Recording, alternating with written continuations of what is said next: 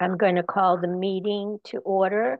This is Monday, April 1st, 7:03 p.m. Wakefield Commission on Disabilities. Lois, do you have a flag? Lois is in the other room with a headache, but she's listening from the lighthouse. Okay, sounds good. I pledge allegiance to the flag of the United States of America and to the republic for which it stands, one nation, under God, indivisible, with liberty and justice for all. Thank you, Dan. Lorna, let me know when you're ready. A reminder that this meeting is being recorded.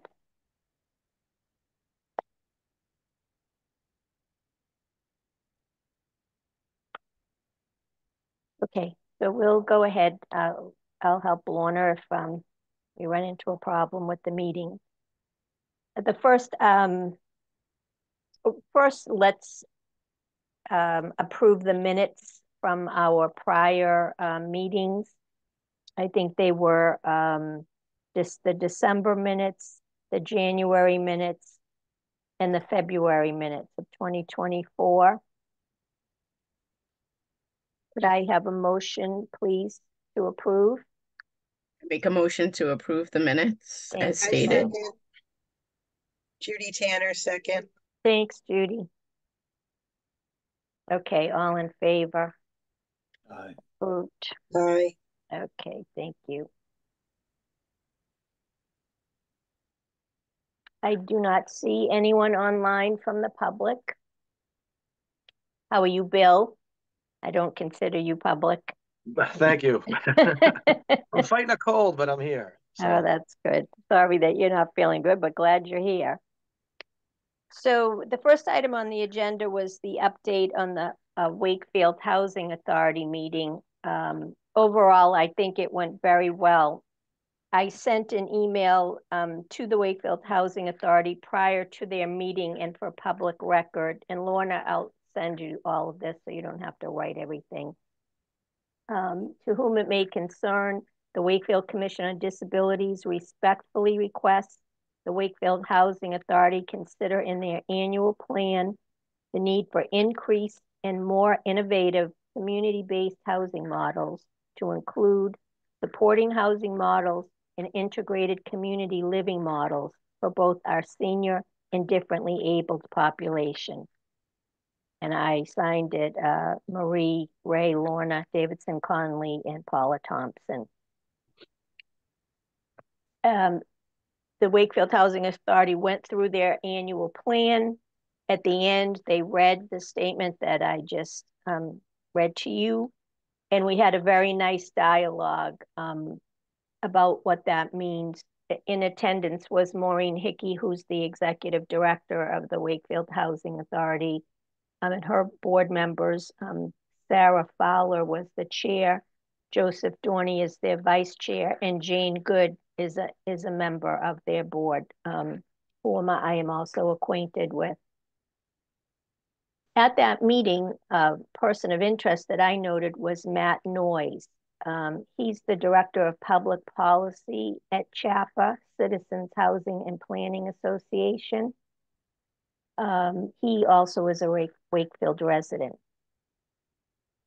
His role there is to bring stakeholders together from across the industry, lenders, developers, municipalities, community groups, tenants, and more, to build consensus around equitable solutions to our Commonwealth's affordable housing.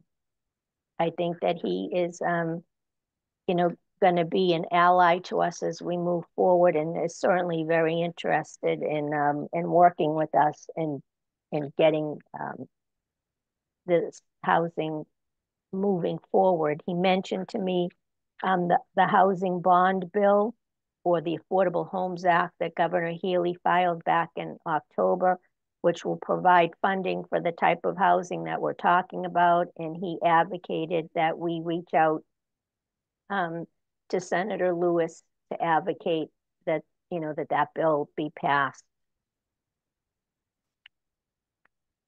we are going to attempt on this Friday, and I haven't sent out an email yet to Maureen. She mentioned that the Lincoln School is a site that has the congregate living units that we've talked about, and I'd like to see them.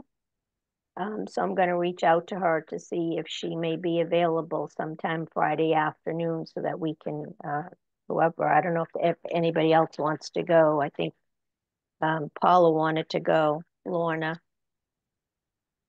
Um, that, the unit is empty. She has an empty unit, so that's why it would make sense to go and see it.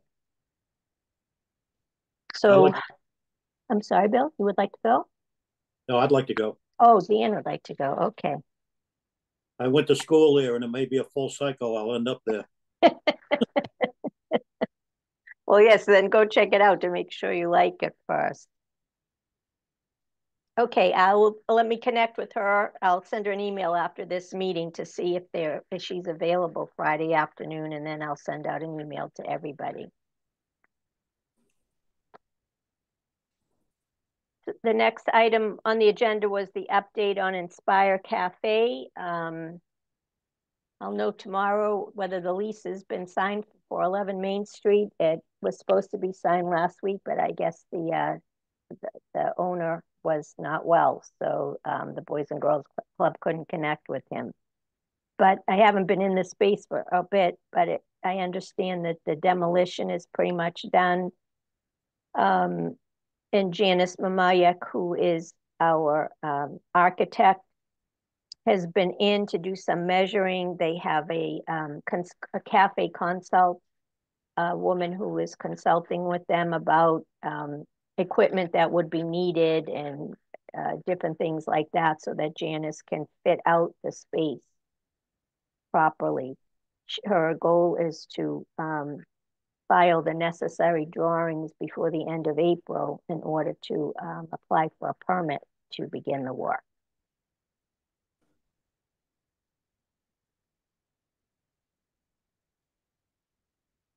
The next item, inaccessibility of the volunteer night. I know that was a concern of Janice's as well as Lorna's.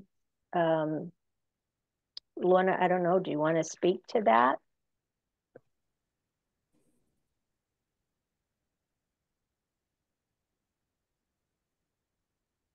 Yeah, I was just very disappointed that it wasn't in a more accessible place, such as like one of the school cafeterias. Last year, I know it was held at the high school cafeteria. It perhaps could have been held at one of the other cafeterias. I'm not too sure, but I felt badly that our colleague had to make arrangements and help getting in there. And I just thought that it was not really good planning to have a place that wasn't totally accessible for everyone to get in there. So I'll state that, when the invitation came out from the town, Lorna and Janice immediately connected with me about these concerns. I immediately connected with Bill. And Bill, you did everything you could to try to make that entry accessible. If you want to just go ahead and detail and describe, the issues that you encountered, and also the permanent plan for that space. Sure. Yeah. So yeah, well, as soon as I heard that we were doing the event there, I reached out to our building supervisor to look at options to try to make at least a temporary accessible ramp somewhere in that area.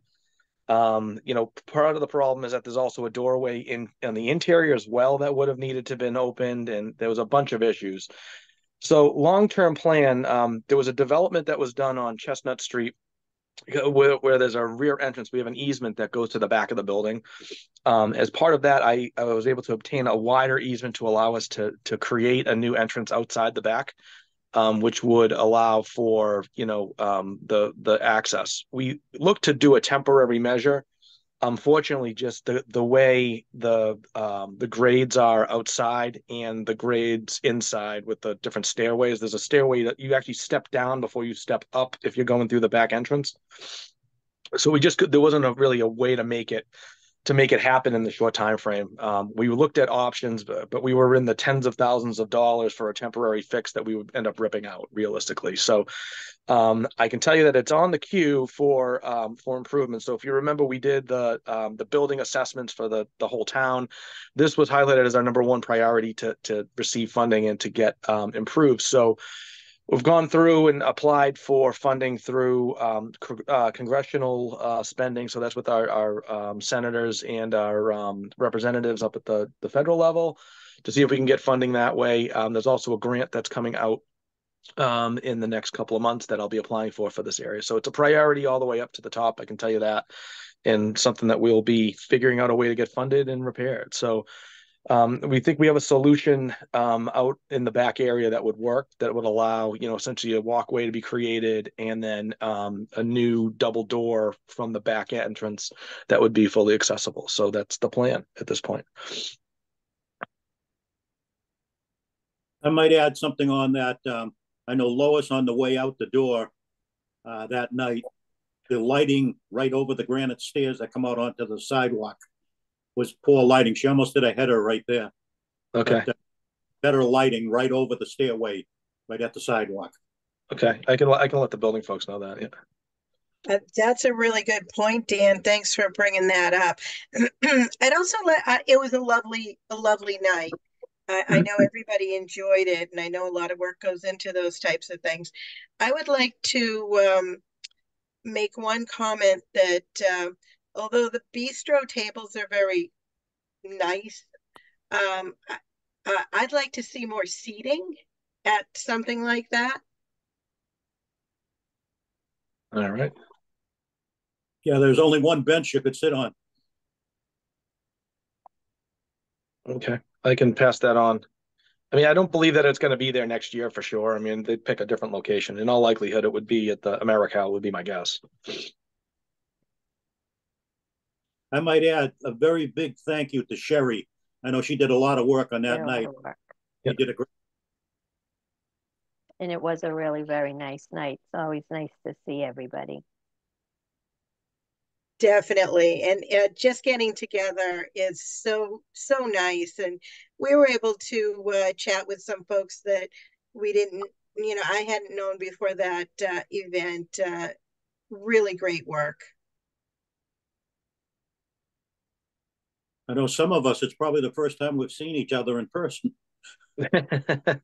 For a while. It's been a while for sure.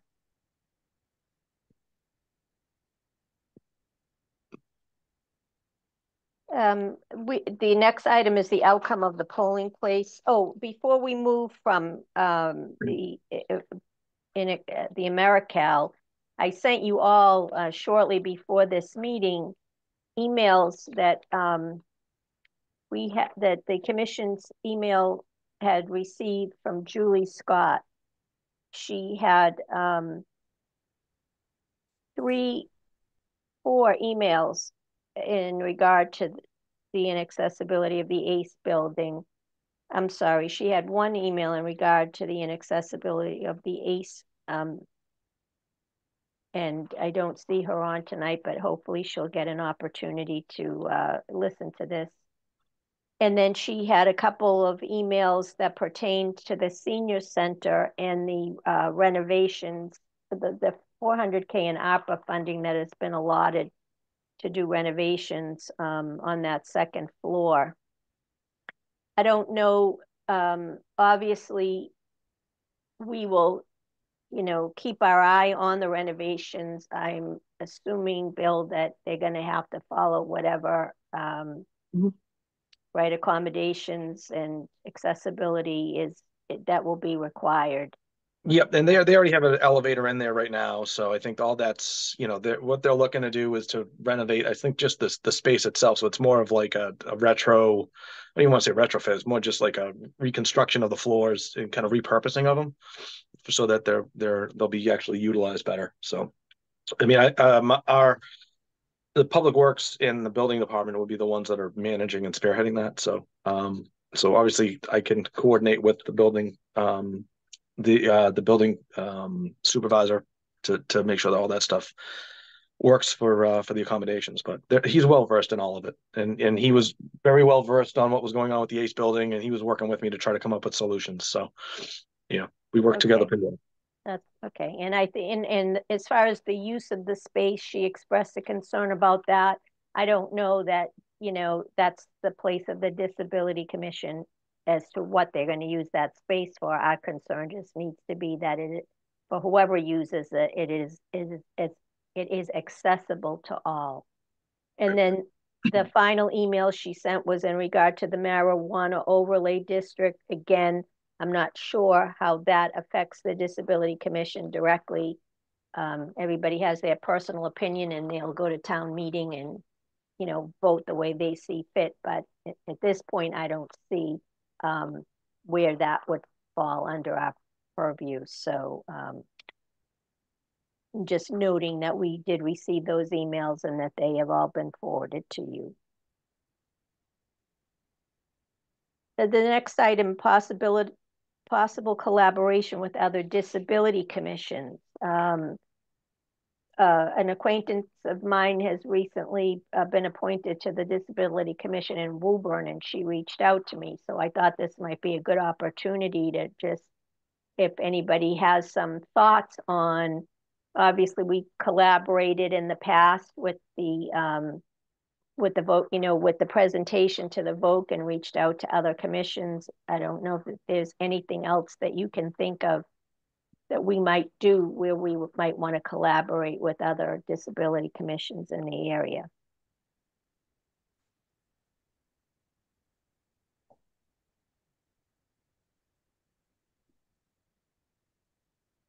No, not it. Can't come up with anything at this point. Okay, so just know. So we have a contact now in Melrose. I know we had some issues connecting with people on these other commissions. So we have a contact in Melrose and now we have a contact in Woburn. So if we do come up with something where we want to join forces, at least we have two other commissions that we know people that we can reach out directly to. And I think this next one was Janice's too, the handicap parking ticket price. Right.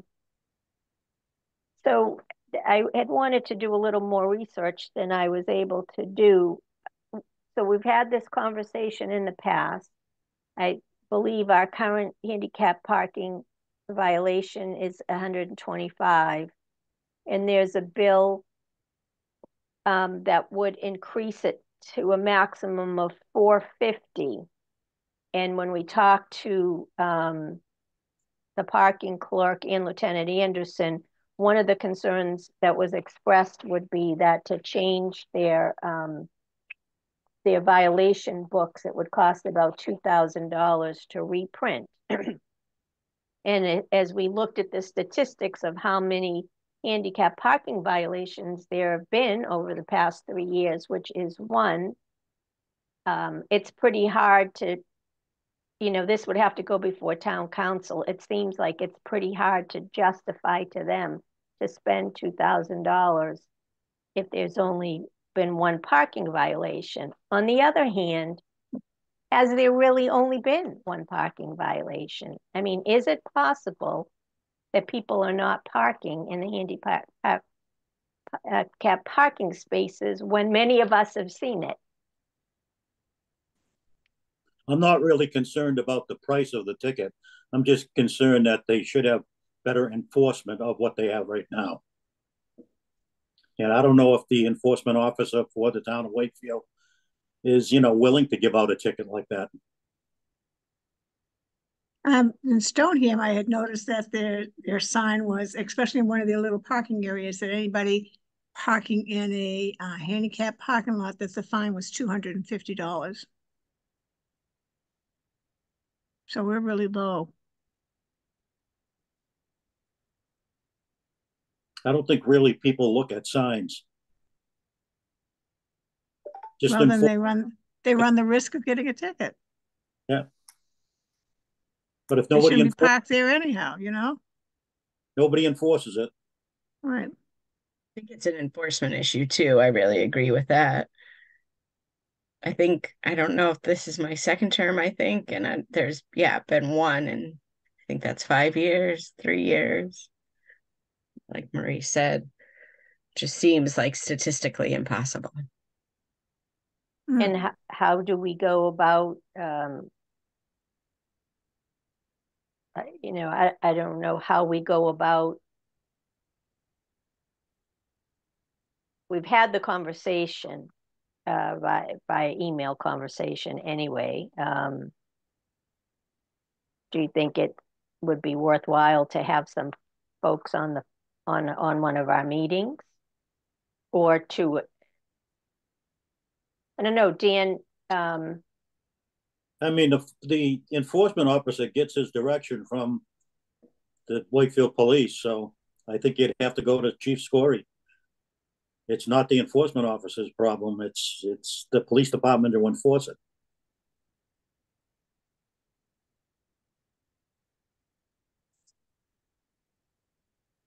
Well, I can certainly send him an email and call him and have that conversation, and then bring it back to everybody.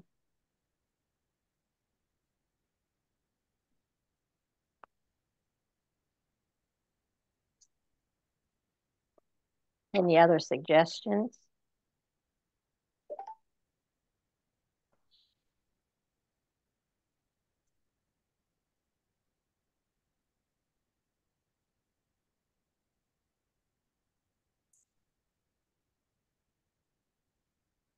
All right, well then let me take that action to connect with Chief Scory, and just, if nothing else, to impress upon him, the fact that we feel like it's unusual that when that more of those violations aren't happening, and that we suspect they're just not either being seen or looking the other way, and we want to impress upon him that it's a concern of ours. And I'll mention the potential increase in the ticket and just get a sense from him. I know I had read there was a bill, I guess, in the Senate or the House about making handicap parking also available to women that are about to give birth, also high blood pressure, you name it down the line. But they were going to open it up to that other than being handicapped. But you would then you would be able to, if you had any of those situations, you would apply for a HP, what's the word? Yeah. Placket. Placket, A thank you. temporary placard. Okay. I know you go to some shopping centers and they do have the little stalk with the baby for Yes. veterans. Right. And I mean, no, who knows, right? You would have no idea. Yeah, pregnant women need the exercise, though.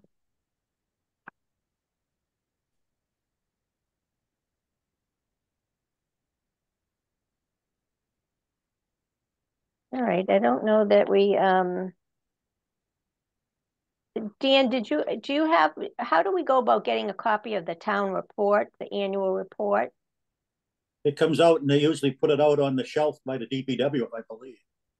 Okay. I think it's a little. I think it's a little delayed this year. I only submitted my stuff. I want to say a few weeks ago. So I think it's at the press. They're still printing. Okay, so that's good to know. So I didn't miss it. All right. The booklet or the article? The booklet. You're talking about the booklet for the annual report, right? Not the warrant for the meeting. Correct. Yeah. Yeah. Yeah. All right. And what else did I have? Oh, Bill, so in our February meeting minutes, we talked about you were going to put in for a capital request of 25K. That was a part of your budget. And Yep. so does that have to go to town meeting to get approved, or was it approved? So the FinCom recommended it. It stayed within it. So I believe I have 25,000 was what I had asked for. So Okay. yep. So hopefully that'll be in the capital article of the budget. So when Steve does the budget, they have the capital budget too, and then the capital planning committee comes up and moves that part of it. Okay. Another item that I wanted to mention, we had talked a couple of meetings ago about safety changes on North Avenue. The discussion was across, in the area of the North Ave diner, crossing the street and all of that. And it's come to my attention that a young woman in town who is also autistic got hit um, on North Ave last week sometime. And so I reached out to her mom because she and I are acquainted. I don't know the details other than it sounded like it was a hit and run. I don't know the details, but I just reached out to her to try to find out what they might be and if there was any way we could support her. Um, was it in that area of the diner? I don't know. I think it was Church Street and Prospect Mall. By Veterans Field, Church Street. Okay, yeah. And there's a light there, so I guess the question is, had she pushed the light and was she waiting for did she wait for the light and cross? Did she cross before? Right, all those questions. But as far as the North Ave diner, that was brought up at the traffic advisory, and they are going to have some solutions for that, I believe. Yeah, we're looking at like the flashing beacon lights to, the little wig waggles, that thing that we do. The rapid flashing beacons, we'll be putting those up there. Yeah, the parking space right in front, so you got a better visibility. Yeah. Yeah, so I believe that Joe Anderson was going to be reaching out to those folks to let them know, and then we'd just change the painting so that there would be, more of a gap there so people can see on that side.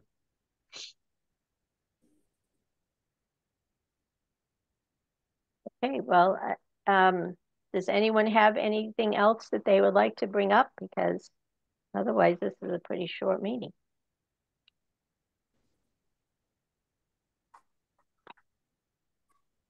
Yeah. Can I just ask, what can we do to help the Inspire Cafe right now? What do you need? What do you?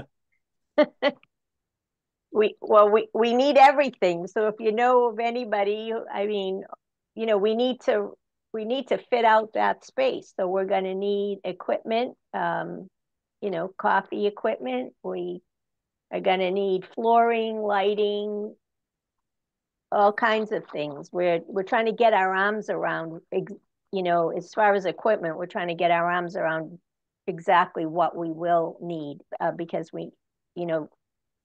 what we need and how much space we have could be two different things, right? We can only have what we can fit in the space.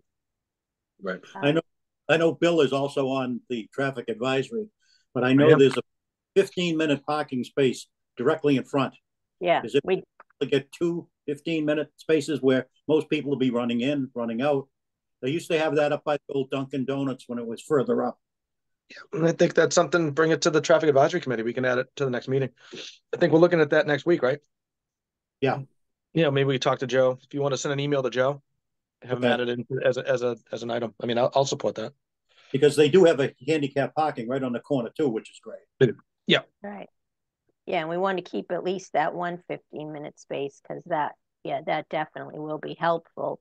And Dan, you had mentioned the potential for pulling into the back where your condo is, and when the time comes, we'll probably have to speak to your condo association, but just as a drop off, so that maybe the kids could come in, or the staff could. That's the condo association, but yeah, we do have some handicapped people here that get mass transit or the ride that do come in, but it's a good area because it is blocked off. We have 3 visitor spaces. I'm sure if they were open, they'd have no problem as long as they're coming in and going out. Right, just to drop off and then go so that, yeah, because sometimes there is enough room for 2 cars directly in back anyway. That's would be the cafe's own property anyway. Okay, because we're not hearing that there would be any space for us in the back, but I'll The bread shop used to have 2 spaces there, but unfortunately there's 2 or 3 other buildings down the line that also want to park there. And plus there's a few. Yeah, they would probably just need once, the only one that would potentially be driving there would be the supervisor. Most of the staff would be coming in And I either know you, through the ride or drop off. I know you had talked about people driving, and I know the Boys and Girls Club has their own van. I'm wondering if they could use that. Well, it's just that they use the van when they're going out to an event, but individuals will just be will just be coming and going from wherever they're living. So it wouldn't be like the Boys and Girls Club will be picking them up at home and dropping them off. It would just be dropping off. Marie, do you have an idea of an opening date? We're hoping early summer. If it's going to be tight, right? Because we haven't even filed the permit for the work yet. So, yeah, I think once that's done, then we'll have a better sense. But I mean, if there are people that, obviously the Boys and Girls Club are going to be working with a contractor, but if there are people in the trades that you know of that would be interested in volunteering their services of any kind, that would certainly be appreciative.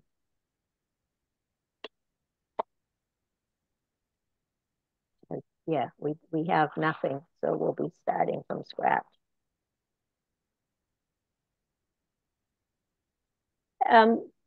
We were just getting ready to adjourn our meeting, but I see that Julie has joined.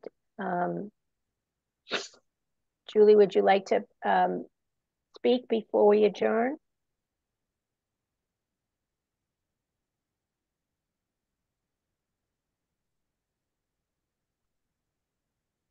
Okay, with that, would somebody please make a motion to adjourn?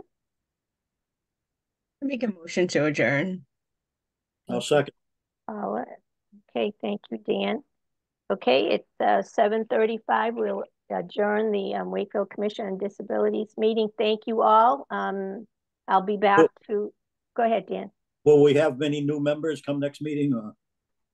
No, we will not. And I'm glad you brought that up because that was something else I was going to mention. If you know of folks that you think may be interested, please reach out to them and ask them to submit an application to Sherry. Okay. I do not believe, I have not seen any applications. I know that Janice and I have put in applications for renewal, and I'm assuming it will be sometime this month when the town council meets that they'll vote on that. Okay, with that, we'll see you next month, and I'll look forward to seeing some of you hopefully at the Wakefield housing once I set that up. Okay. All right. See you, folks.